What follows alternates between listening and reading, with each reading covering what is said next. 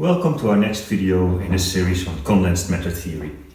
In this video and the next few videos I want to talk about electrons in periodic potentials, how they form Bloch waves and the band structure that we get out, and how we can use this to explain properties of materials, such as materials being metallic or insulating, but also the Hall resistivity, which can become positive and negative, and the sign of it, and therefore the positive charge carriers that we find in some materials.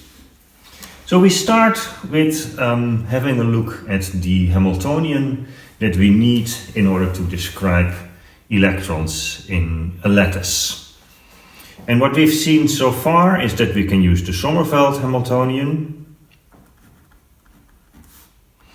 which is basically just the kinetic energy of the electrons, which is the sum over all electrons, their momentum divided by 2 times the mass, the kinetic energy. Now, if we want to extend on this model, we can say, well, let's add the interaction between the electrons and the nuclei. If we do this, and I'm already gonna label the Hamiltonian as wrong, so that's when you look later in your notes, you see that this is not an Hamiltonian that we can use, and not accidentally take it for something that is useful. We have the kinetic energy, and we add the interaction with the nuclei, which is the Coulomb interaction, E times the nuclear charge, or E square, times the Z Ri minus the positions of the nuclei.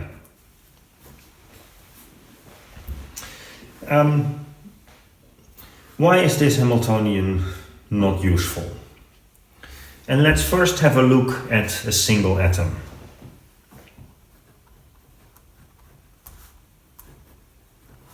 For a single atom, we can look at the binding energy, which we know from the hydrogen atom with effective charge Z, scales as 1 over n squared, where n is the principal quantum number, and Z is the charge of the ion.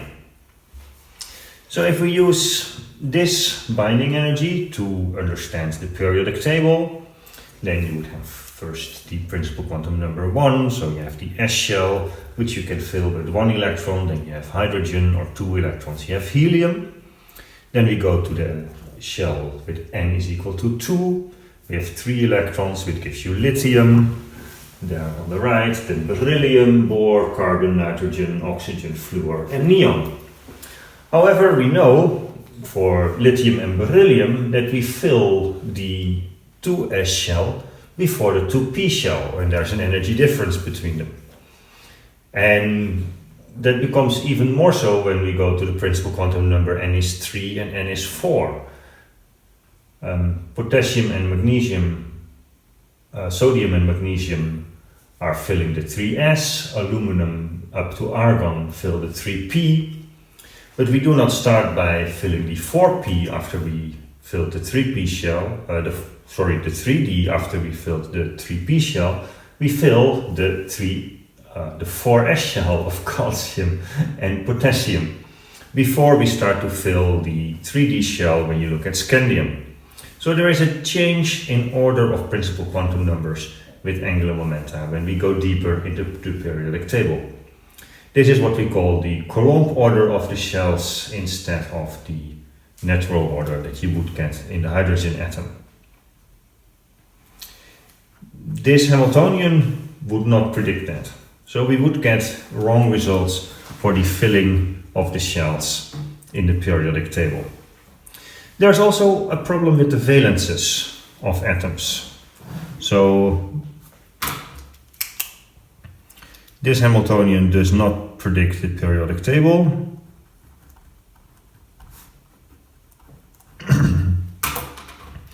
And it also doesn't predict valences, right?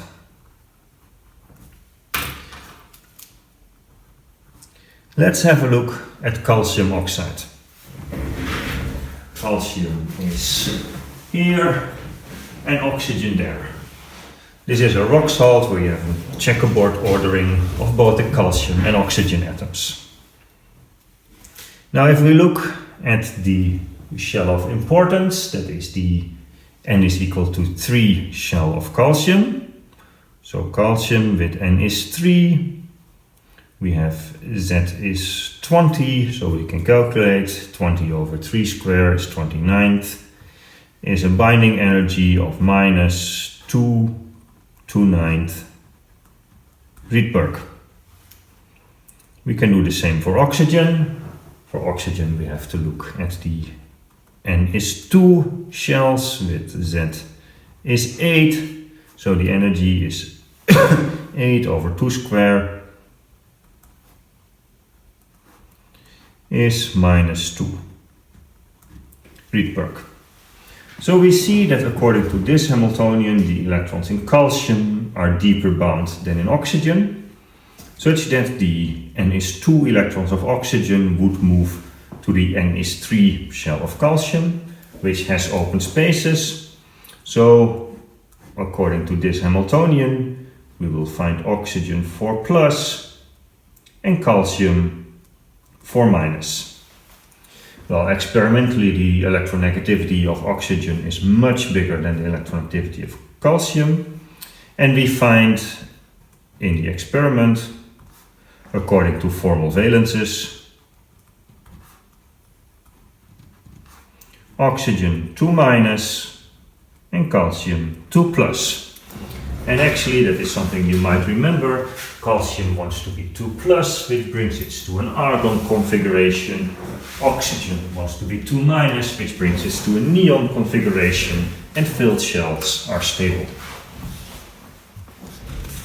So this Hamiltonian does not agree with our experimental findings. So what is missing? Well, actually what is missing to make this a good Hamiltonian would be the interaction between the electrons.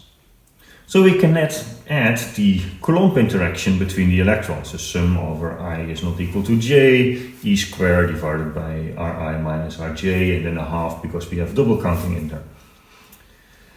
But if we do that, then we're no longer talking about particles moving in a potential, which we can solve for one electron and then look at filling by making just a simple product wave function and talk about filling up to the Fermi energy and the Fermi wave vector, making Fermi spheres. We then have a full many-body system where solving this scales exponentially with the number of particles that we have in our system. So that would be a useful Hamiltonian in the sense that it should describe the physics that we have, but at the same time it's an unsolvable Hamiltonian. So if you want to make models with predictive power, that is definitely not the way to go. Bloch introduced a model Hamiltonian, and that model Hamiltonian had the kinetic energy of the electrons in there, which we will call H0, and is the same as we had for the Sommerfeld model. And then he added a potential, which we will call H1. And this potential is going to be periodic with the periodicity of the lattice.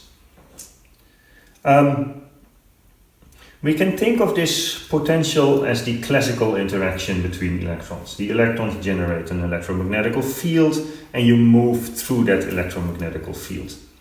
And now we have one electron and that interacts with 10 to the 23 other electrons. So maybe all those fine details are not so important, and we can think of this electron as effectively moving in the mean field potential of all the other electrons, the mean field Coulomb interaction of all the other electrons, which then can be represented as a potential.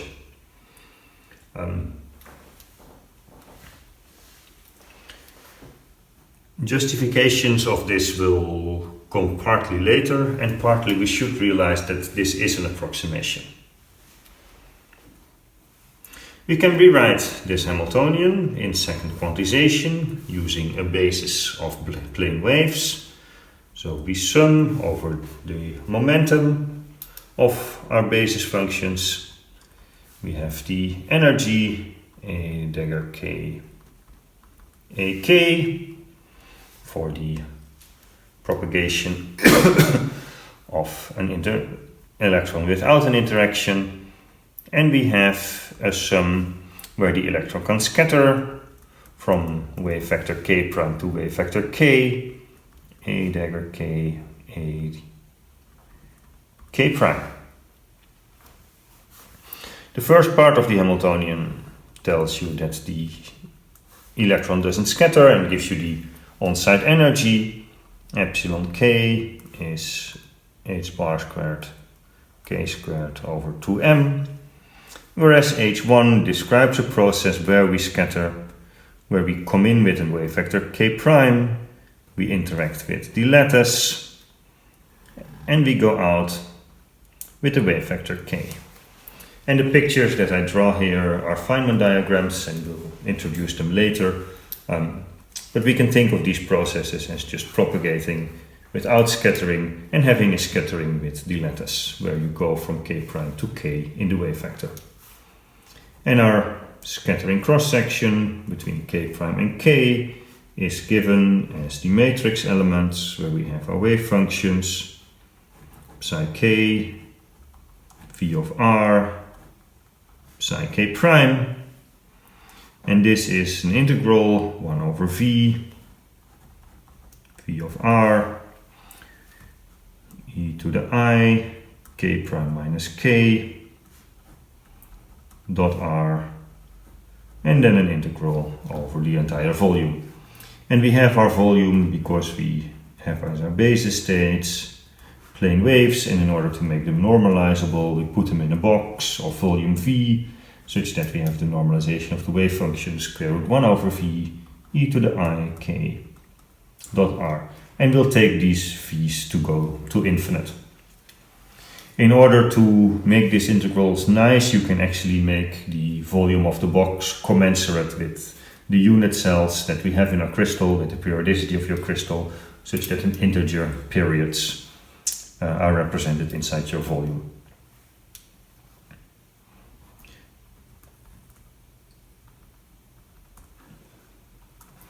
It now becomes clear that our scattering matrix elements, or the potential in k-space, only depends on the difference between two wave vectors. So we can write this as v of q, where q is k minus k prime, and then our matrix element is 1 over v, integral over the volume, v of r e to the minus I q dot r dr. So we see that in a periodic system we can define a model Hamiltonian where we have the kinetic energy and a potential which represents the interaction with the lattice, which is not just the bare Coulomb interaction with the lattice, because then you would get wrong results, but is somehow a screen form of this interaction where you take both the interaction between the electrons and the electrons with the nuclei and turn them into a potential to make the Hamiltonian solvable. And of course, we teach this because it will give reasonable results in many cases. All attempts where people make model Hamiltonians that do not describe reality, we happily skip during these lectures. And as a result, we see that we have both the on-site energy as well as a connection between k and k prime, which can be written as the Fourier transform of the potential. And what we will do in the next lectures is have a look at what this V has, what properties this interaction has, used that it is periodic, to be able to solve in quite general terms the results that we get out of him. Thank you very much. In the next lecture we will continue, or in the next video we will continue with periodic lattices and then see what that has for influence on the potentials that we have. Stay healthy, we see each other later.